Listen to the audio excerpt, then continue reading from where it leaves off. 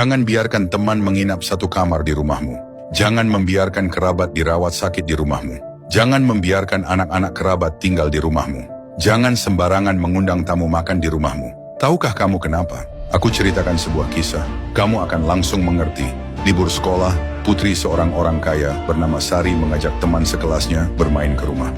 Temannya membuat kamar berantakan luar biasa. Sari membereskan semuanya sendirian selama 2 jam. Ayahnya bertanya, "Kenapa tidak menyuruh temanmu ikut membersihkan?" Sari menjawab, "Aku tidak akan pernah mengundangnya ke rumah lagi. Untuk apa menyuruh dia lalu membuatnya tersinggung?" Saat itu, Sari baru 7 tahun. Suatu tahun orang tua Sari pulang kampung mengunjungi keluarga besar. Saat makan bersama, bibinya bertanya tentang prestasi belajar Sari. Sari tahu anak bibi itu tidak berprestasi, maka ia berkata bahwa dirinya biasa saja, lebih suka bermain, nilainya juga biasa. Wajah bibi yang tadinya tegang langsung mengendur. Ia lalu bertanya lagi, "Sari duduk di bangku depan atau belakang?" Sari menjawab, "Kalau ujiannya bagus duduk di depan, kalau tidak bagus duduk di belakang. Kebanyakan sih di belakang." Senyum di wajah bibi makin lebar, bahkan dengan senang hati menggendong Sari. Di perjalanan pulang, ayah bertanya, "Kenapa kamu tidak berkata jujur?" Sari tersenyum dan berkata, "Aku tidak dekat dengan bibi itu. Untuk apa berkata jujur lalu membuatnya sedih? Di meja makan ada banyak keluarga, kalau dibandingkan, bukankah bibi akan sangat malu?" Saat itu, Sari baru 10 tahun. Dalam melakukan apapun, yang paling penting adalah memikirkan manusia terlebih dahulu. Belajar membaca orang, memahami sifat manusia, barulah bisa berada di posisi yang tak terkalahkan. Bertahun-tahun kemudian, Sari berhasil masuk universitas. Saat liburan musim panas, ia dan pacarnya naik kereta ke Surabaya. Pacarnya mendapati kursinya diduduki seorang pria tua.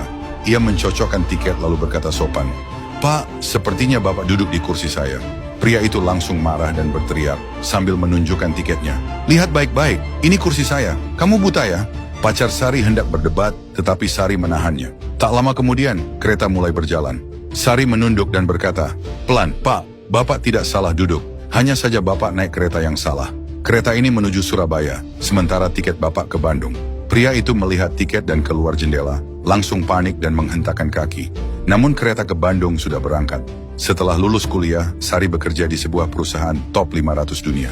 Perusahaan merekrut sekelompok karyawan baru, salah satunya pria bernama Bagas. Saat absensi pelatihan, atasan salah membaca nama Bagas menjadi Bagus. Tak ada yang menjawab. Setelah dipanggil berkali-kali, Bagas berdiri dan membantah. "Nama saya Bagas, bukan Bagus." Satu ruangan tertawa. Atasan sangat kehilangan muka. Saat itu Sari berdiri dan berkata, "Maaf bos, ini kesalahan saya. Saat mencetak daftar nama, saya kurang teliti."